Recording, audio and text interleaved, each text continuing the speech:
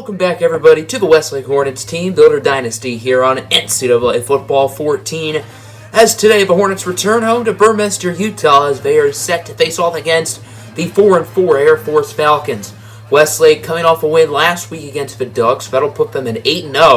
The Hornets were number 1 in that game, but they've actually fallen to the number 2 spot as Alabama, coming off a nice win against LSU, ended up moving up to the top spot, which is strange because, remember, Westlake beat LSU earlier in the season, and Westlake actually beat LSU by more than Bama did. So, I mean, the poll people can do whatever they want. It is what it is. Anyway, looking at the visiting Falcons, they've recently moved to the Pac-12, so this is an inter-conference game. And we all know Air Force is the cheesy triple option team that nobody wants to face. But that's not Air Force's identity anymore. They're ranked 89th in the country in rushing, but 14th in passing. So you'll be seeing them throw the ball more than you're used to. Also, Westlake has a few big recruits visiting this week. Irving Porter, a talented 4-star running back from Ogden, Utah. And also the number 1 middle linebacker in the entire nation, David Harris, will be on campus for this game. As, believe it or not, Air Force wins the toss. They choose tails. So unlike normal, Westlake will be starting this game off on offense. Here is the Westlake offense led by talented senior quarterback Peyton Curtis. On 3rd and 6, Curtis and Daly in the Hornet backfield. As Peyton Curtis, he's going to look for Wiggins, but the pass is incomplete. So the Hornets are going to start this game off with a 3-and-out, and Air Force will get the football very quickly. This is not the triple option Air Force offense that we all know and love, but this is still a really talented unit the Falcons have. 3rd and 6, it's going to be a screen pass for the running back Marcus Williamson, and he loses 4. Quickly wrapped up by Marcus Shelton, the big defensive tackle, and that'll lead to an Air Force punt to start this game off. Westlake's offense has already punted it once today. I'm sure they are hoping that they don't get the same result on this drive, as here is Ulri Ayaluko with the 3rd down reception and the 1st down, gaining 21. Curtis hit as he threw. He had 2 guys right in his face, but was able to make the nice pass. Nice 1st down for the Hornets. They'll keep the chains moving as Frank Bray in motion. Curtis is now going to scramble with it. Curtis, he's going to sail it deep for the open man. That's Nigel Wiggins. The superstar senior gains 34. What a year Nigel Wiggins has had. If he does not receive every vote for the Fred Biletnikoff Award, which is the best receiver in college football, then there is a true travesty. Last week against the Oregon Ducks, Wiggins had 5 catches for 77 yards and 2 touchdowns. That's probably the first time this season he's been held under 100 receiving yards, as here's Curtis on 3rd down. He's going to scramble. He is open rushing room, and Peyton Curtis will find the end zone, and the Hornets will take the lead just like that. Curtis, not known as a dynamic player with his legs, but he's going to show it off there, and the Hornets will strike first. The Air Force quarterback's name is Andy Andrews. Isn't that kind of ironic? I wonder if his birth name is Andrew. I hope so. So here's Hamilton on 1st down. He's going to truck a pair of defenders and gain 16. Forget Williamson. This guy looks even better. Slow and steady wins the race. This Falcons offense has not had a ton of big plays, but they're moving the ball very nicely. 2nd and 2 from the 12. Here's Andrews. He's going to scramble. Going to try to run for the 1st down and more. Is he in? He is in. Andy Andrews rolls into the end zone, and the Falcons will tie this game up with 1:50 to play in the 1st. Westlake's offense was able to get a touchdown on their last drive. However, Air Force was able to match that, as this game is going to be tied up at 7. 2nd down, Gibbs on the toss. He loses 3. He just had nowhere to go. He was starting to penetrate backwards, and at that point, all hope was lost, as instead of a 3rd and short, it's now a 3rd and somewhat long. This will be the last play of the 1st quarter, assuming Westlake gets it off in time. 3rd down and 7. Curtis has an open man. It's Frank Bray. Bray with a 1st down the field, and it's going to be brought down inside the 10 for a gain of 32. That's how quarter number 1 will end, and Air Force is keeping this game close. We are tied at 7, but the Hornets are knocking on the door of the end zone. Second quarter underway. This game is tied at 7, but the Hornets have it inside the 10. First and goal. Curtis going to keep it himself, and he will run into the end zone. That is his second rushing touchdown of the day. Once again, we don't see Peyton Curtis make plays with his legs often, but he has scored twice on the ground, and the Hornets will regain the lead. We got ourselves an EA Sports Studio update. The Army-Navy game not happening late in the season. It's happening today, and it's kind of a big deal. The Army Black Knights are 9-0. They are ranked number 3 in the nation, but the Navy midshipmen currently lead it 14-3. Can Navy, the rivals, potentially end Army's bid for a national championship appearance? Also in Pac-12 action, nearing the end of the first quarter in Boulder, Colorado, it's the number 15 ranked Buffaloes currently on top of the 4-4 Washington Huskies, also by a score of 14-3. So both of these games do look rather interesting. I'm curious if Navy can hold on for the upset or if Army will storm back and win. Here returns the Falcon offense. Last drive for them was a touchdown. Let's see if they can repeat that here and get some more points on the board, as it is first down from about the 45. And the center's going to keep it. Bobby White, what was he doing? I'm very confused by what White was trying to do on that play. Anyway, 3rd and 12 for the Falcons. Marcus Williamson is back in at running back.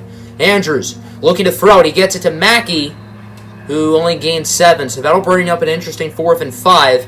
Josh Wilson is there with the tackle. Air Force ended up punting it, and honestly, if I was them, I probably wouldn't have done that, because when you're taking on the number 2 team in the country, you got to be able to take risks. You have nothing to lose. Might as well go for it in that scenario. Look at this.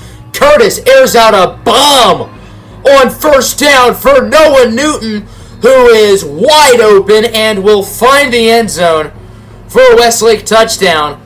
And they will extend their lead. There's the junior receiver from Edmonton, Canada. Canada, eh? And the Hornets are now going to be up by 14. For those curious, Army did score a touchdown. Navy is only up in that game now 14-10. Here's Washington.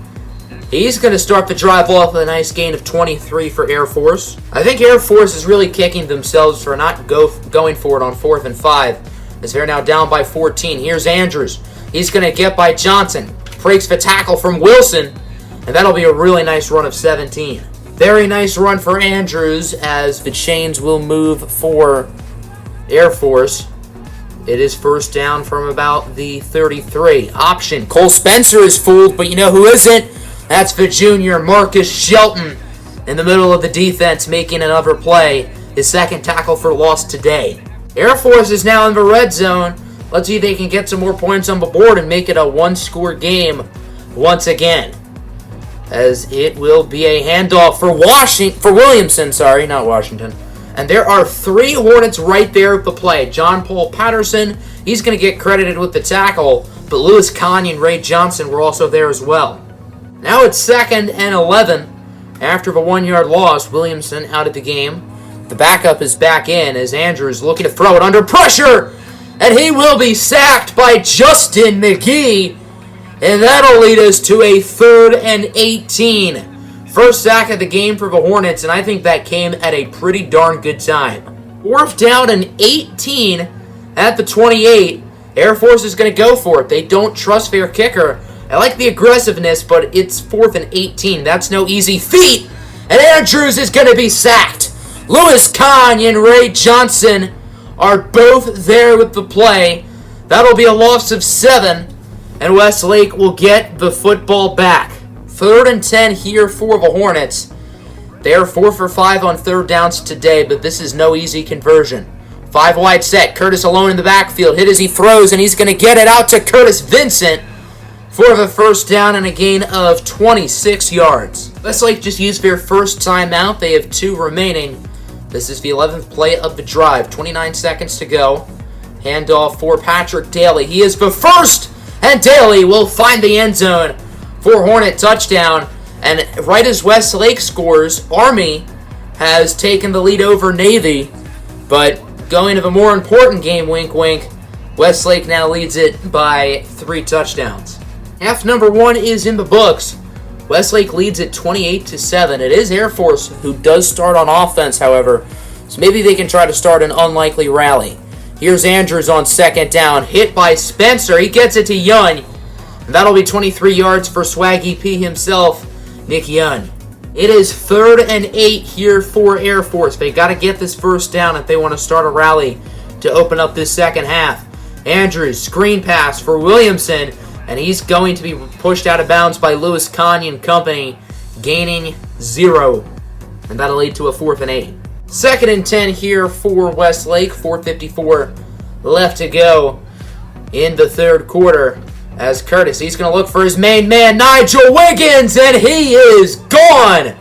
Wiggins, once he got past that first defender, there was nobody stopping him, and he will tie a school record for most receiving touchdowns in a season at 15. And remember, this is the 9th game of the season. Assuming Westlake makes the conference championship, they have 5.5 games left to play. Here returns the Air Force offense, now down by 28. Things are not looking too hot for them, and it's not going to get much better. Andrews going to get sacked by none other than Cole Spencer, the dominant senior, who's had a very quiet day up to this point, but he does get the sack. It might be a little bit early and disrespectful to say Air Force is playing for pride, but at this point, they're playing for pride. 3rd and 10, screen pass for Williamson. He loses 1. Justin McGee and Octavius October are both there with the tackle for a loss. It is first down at the 49 for Westlake. I don't think you want to be too ruthless on these Air Force kids, but it's time to have some fun. Or maybe these Air Force players are just that bad, because how on earth was Ronald Young that wide open? And why was there no safety deep to stop him? I don't know, more questions than answers, but nonetheless, the Hornets are now up by 35 points. Ouch. Marcus Williamson has 4 carries for 20 yards and 6 receptions for 9 yards. That's a double nice right there. Here's Andrews on first down under pressure. He somehow gets by a potential sack, and he's going to get a big run, getting 34 before being tracked down by Marcus Jones. It really looked like Octavius October had that sack. Really good run by Andrews. And now Air Force might get some extra points before this game is over. Whoa, there's Andrews flying down. Steve Harvey is the one who gets the sack. 4th quarter underway. It is 4th and inches. Air Force will unsurprisingly be going for it as Williamson does not get the first down. He loses 4 on the run, courteous of Ray Johnson. All of the starters are still in for Westlake, but don't be surprised to see some of the backups start to file in. Here's Curtis. He's going to get it to Ulrike Yaluka, who runs into his man Curtis Vincent and then fumbles the ball, but it does go out of bounds. Look at that. Curtis has only completed 14 passes, but has 406 yards.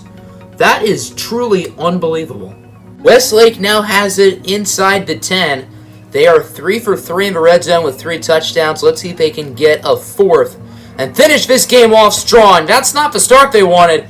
Curtis loses 5 on the run, courteous of John Gray. This is now the 9th play of the drive here for the Hornets. 2nd and goal from the 15.